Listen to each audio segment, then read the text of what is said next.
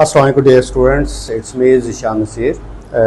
Last videos में मैंने arithmetic mean के बारे में आपको बताया था कि अरिथमेटिक मीन जो है वो पहली एवरेज है जिसको हम स्टार्ट लेंगे।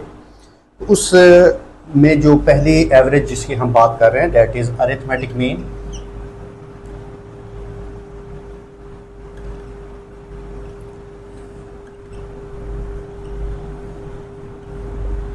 अरिथमेटिक मीन की डेफिनेशन से हम बात शुरू करते हैं।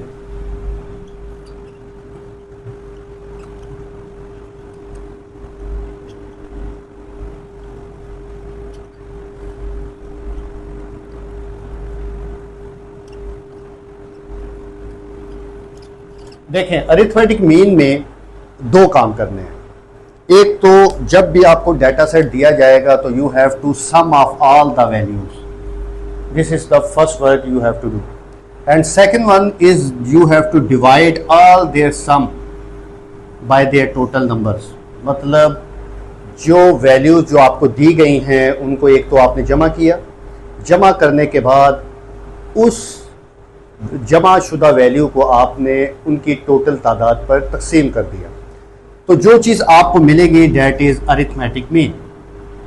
अब देखो, इसकी डेफिनेशन ही इसका फार्मूला बना रही है। मैंने क्या कहा था? मैंने कहा था some of all the values, this is called summation. Summation sum से निकला है, समेशन, ठीक है, समेशन एक्स।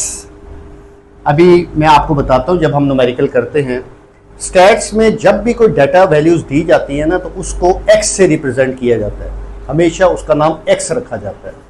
तो जब यहां पर बात हम कर रहे हैं ना कि सम ऑफ ऑल द वैल्यूज, तो उसका मतलब क्या है कि भाई जो वैल्यूज हैं, वैल्यूज मैंने जिस तरह अभी आपको बताया एक्स कहा जाता है, उसको वैल्यूज को क्या कहा जाता है?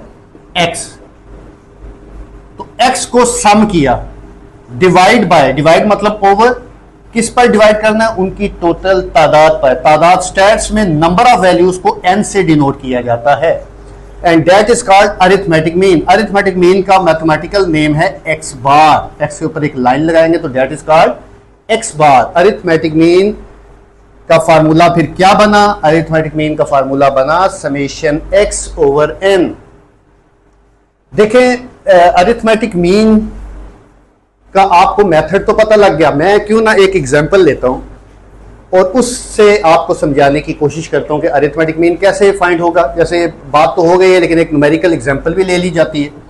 मिसाल के तौर पर मैं एक डाटा ले लेता हूं 1 2 3 4 और ये डाटा वैल्यू जो मेरे पास है, जो वो कह रहा है इस एग्जांपल में मैं वही काम करता हूं। मुझे ये एग्जांपल कह रही, ये डेफिनेशन कह रही थी कि सम ऑफ ऑल द वैल्यूज, तो ले जी मैंने सम ऑफ ऑल द वैल्यूज कर लिया। उसके बाद कह रहा है डिवाइड, सेकंड जो काम है वो करना है। किस पे डिवाइड करना है? उसकी टोटल तादाद पर। कितनी वैल्यूज हैं? 4, तो 4 पर डिवाइड कर दिया। तो इक्वल टू, अगर मैं इसको जमा करता हूं तो ये कितना बन जाएगा? बन जाएगा जी 4 और 5 6 7 8 9 10, 10 ओवर 4। तो 10 ओवर 4 को जब डिवाइड करते हैं तो 2.5। अगर आप देखो तो ये अरिथमेटिक मीन आ गया। मैंने आपको कल यही कहा था ना कि ये जो एवरेजेस हैं ये डाटा की दरमियानी वैल्यू देती हैं। तो देखें 2.5 exactly middle of this data set. तो ये आपको प्रॉपर मेथड के जरिए दरमियानी वैल्यू मिल गई। बच्चों, दूसरी चीज जो मुझे आपको बतानी है कि अरिथमेटिक मीन बेसिकली 3 मेथड से फाइंड होता है। There are 3 methods.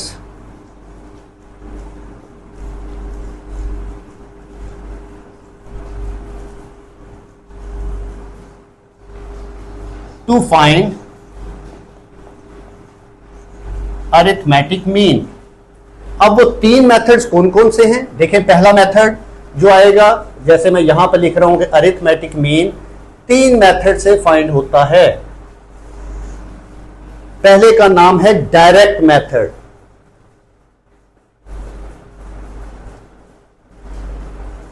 स्टूडेंट्स, इस डायरेक्ट मेथड को ये कहते हैं, ये this is the direct method. इसका दूसरा नाम वो आपको एक और तरीके से भी अरिथमेटिक मीन जो है वो फाइंड करवाने का कह सकता है कि find arithmetic mean by definition method. तो डेफिनेशन मेथड और डायरेक्ट मेथड एक ही चीज है, तो इसका दूसरा नाम मैं लिख रहा हूं डेफिनेशन मेथड।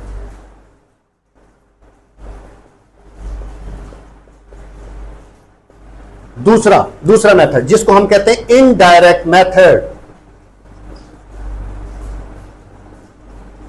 इसका एक और नाम है शॉर्टकट मेथड।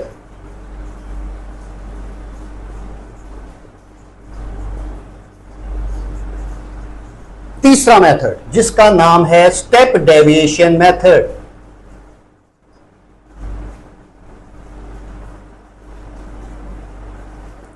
ठीक है, या फिर इसको कहा जाता है कोडिंग मेथड।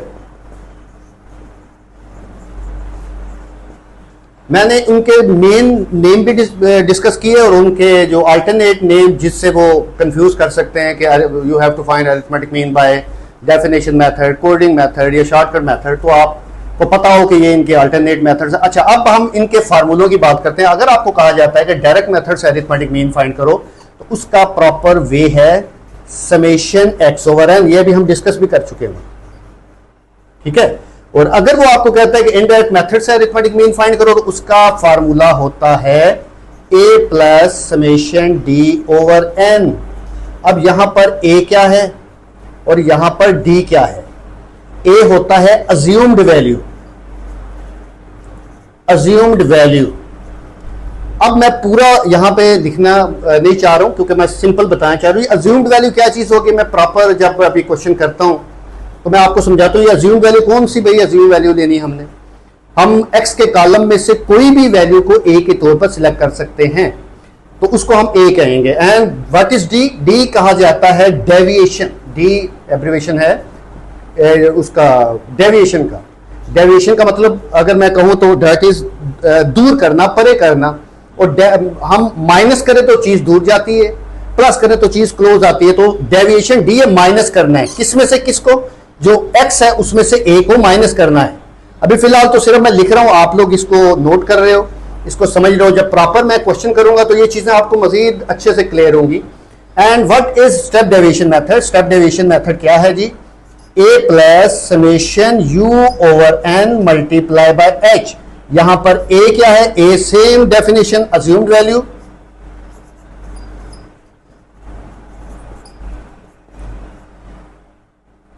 u क्या है? u होता है d over h। d over h आपको पता है d किसके बराबर है? x माइनस ए ओवर h, वो भी कह सकते हो। And what is h? h is the interval. अब आप कहोगे ये इंटरवल क्या चीज हो गई? तो इंटरवल देखो, अगर मैं आपको कहता हूं कि 2, 4, 6, 8, 10 कितने का इंटरवल चल रहा है, तो आप कहोगे भाई 2, 2 का चल रहा है। हर वैल्यू, हर नई वैल्यू तब बनती है जब उसमें 2 ऐड करते जाएं, तो उसको कहते हैं इंटरवल। तो these are the 3 methods to find arithmetic mean. पहले तो इनको सिंपल हमने फार्मूलों से डिस्कस किया, इनके अल्टरनेट जो फार्मूले हैं उसको भी देख लिया। अब हम बात करते हैं कि how to find arithmetic mean by direct method, indirect method या फिर step deviation method.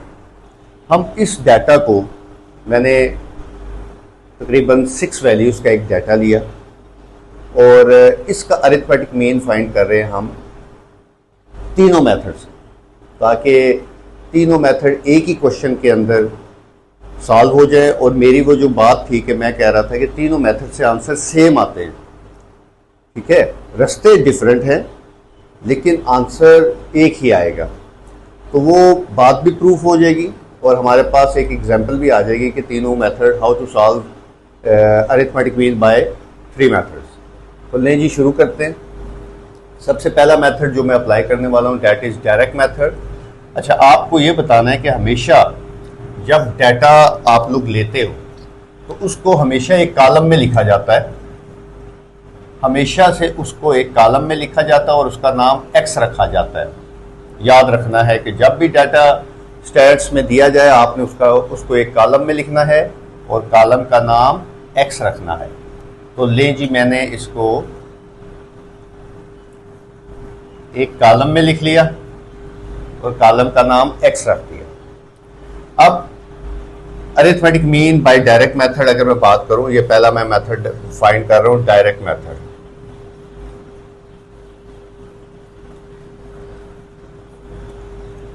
Direct method का फार्मूला लास्ट टाइम जब बात हुई थी तो मैंने आप लोगों को लिखवाया था summation x over n, sorry n small डालना है, समेशन x ओवर n। अब इसमें मुझे क्या करना है, इसमें मुझे इस डाटा जो मुझे दिया हुआ है इसका सम करना है। इस डाटा का सम किया तो मैंने चूंकि ऑलरेडी सम किया हुआ है तो मैं वीडियो लॉन्ग ना हो जाए तो इसलिए इस डाटा का टोटल है 126। अब इसमें मैं वैल्यूज़ लगाता हूँ इस फार्मूले में। जैसे इस डाटा का टोटल 126 और ये 6 वैल्यूज़ है 1 2 3 4 5 6। टोटल को हमने 6 पर डिवाइड किया तो आप कैलकुलेटर से सॉल्व करो तो इसका आंसर 21 आ जाता है। तो this is arithmetic mean by direct method, जो पहला मेथड है।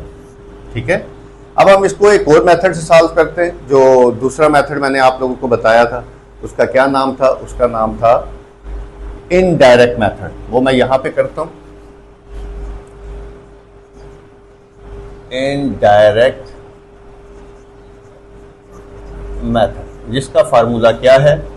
X bar is equal to a plus summation D over N. अब ए क्या है? ए अज्यूम्ड वैल्यू है। लास्ट टाइम भी मैंने वो लेक्चर में कहा था अज्यूम वैल्यू मतलब ए हम कुछ भी वैल्यू को सिलेक्ट कर सकते हैं अपने डाटा में से, लेकिन नॉर्मल प्रैक्टिस में हम डाटा की दरमियानी वैल्यू को सिलेक्ट करते हैं ए के तौर पर। अब यहाँ पर दरमियानी वैल्यू 18 भी है 24 भी है, तो अपनी मर्जी है, जो मर्जी ले लें। चले मैं 18 लेता हूं। तो यहां पर आपने सबसे पहले तो लिखना है let a is equal to 18। A को हमने 18 सेलेक्ट किया। अब मुझे जो है वो डी बनाना है। ए की तो बात हो गई। सबसे पहले इस मेथड में ए लिया जाता है।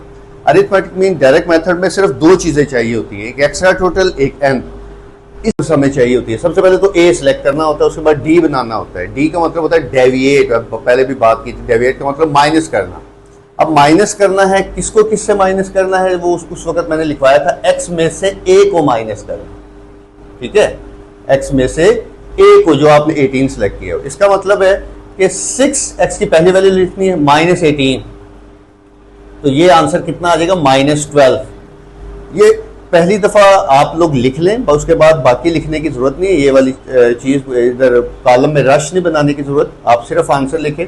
उसके बाद 12 माइनस 18 तो -6, 18 माइनस 18 तो 0, 24 माइनस 18 तो 6, सिमिलरली 12, सिमिलरली 18। ओके है।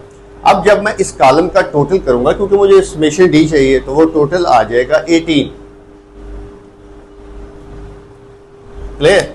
अब इस फार्मूले में हम वैल्यू पुट करते हैं। X bar is equal to A की जगह पर ए की वैल्यू, समेशन डी हमने किया हुआ है total 18, n number of values कितनी है? 6। तो 18 प्लस 3 और इज इक्वल टू 21। ये देख रहे हो आप लोग, आंसर सेम आ रहे हैं। उसके बाद हम थर्ड मेथड की तरफ मूव करते हैं, जिसका नाम है step deviation method. Step deviation method, इसका फार्मूला क्या है? इसका formula x bar is equal to a plus summation u over n multiply by H.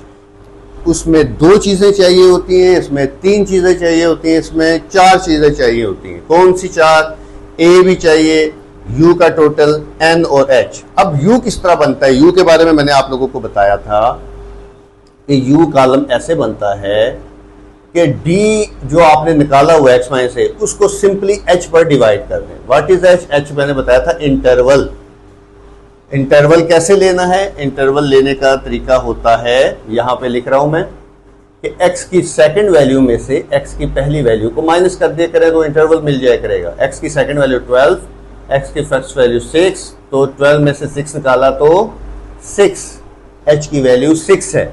इसका मतलब है कि जो d कॉलम बना हुआ है, इसकी हर वैल्यू को मैं 6 से डिवाइड करूंगा तो मेरा u कॉलम बन जाएगा। जैसे -12/6, -2, -1, 0 से 4 चीज डिवाइड हो, 0, 1, 2, 3। ओके है।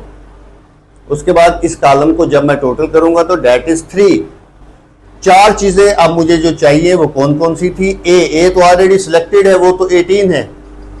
यू का total 3, number of value 6, h हमने निकाला है 6, and final answer Damas rule के मुताबिक पहले आप डिवाइड करें, 1/2 आ गया, 1/2 को 6 से मल्टीप्लाई करेंगे 3 आ जाएगा, और 18 में जमा करेंगे तो 21 आ जाएगा। अब आप देखो तीनों मेथड से आंसर सेम आ रहे हैं। स्टूडेंट्स, इस डाटा को हम कहते हैं अनग्रुप डाटा। अनग्रुप डाटा क्या चीज होती है, अगले लेक्चर में ग्रुप डाटा का बताऊंगा वो क्या चीज होती है, वो अगले लेक्चर में मैं आपसे डिस्कस करूंगा। फिलहाल तो एक्स का कॉलम दिया हो, आपको कोई भी मेथड इनमें से कहता है तो आप बड़े आसानी से या डायरेक्ट मेथड से कर सकते हो या इनडायरेक्ट से या step division method. Thank you.